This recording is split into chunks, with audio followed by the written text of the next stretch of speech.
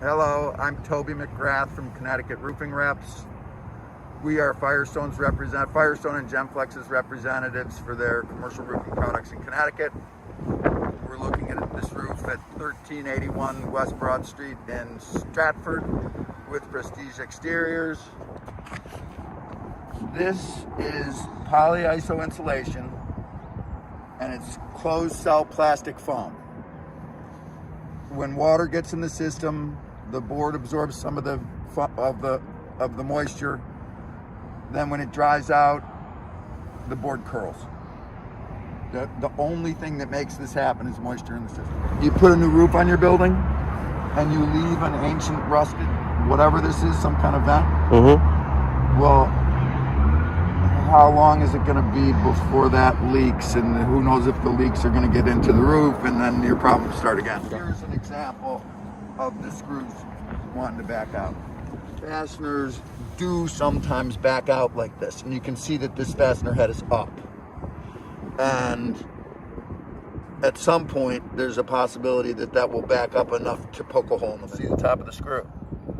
So this is either becoming or has been a source of water entry. That's a lot of water goes in a hole like that. You know, and whatever anybody was thinking here, where we have this drop off.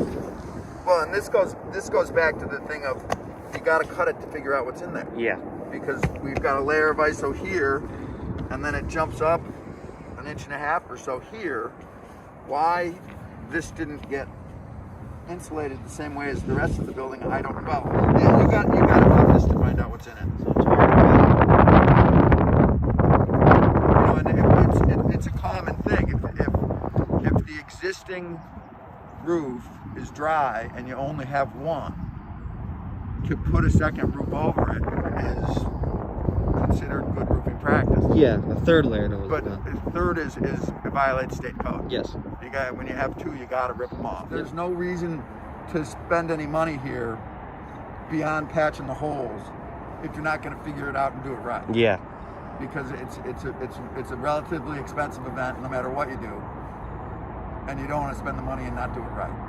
So out of curiosity, after we figure out the pitch level and they're looking to drain it this way, or if it's going to be flat, what would you recommend? Yeah. I would go with polyiso and fully adhered rubber, just like he has now. You know, the other question. What about the corrugated steel decking? Is on some portions that's what they were wanting. Like something over here. They were thinking about for like. Oh, to replace the wood? Yeah. As long as you can get it.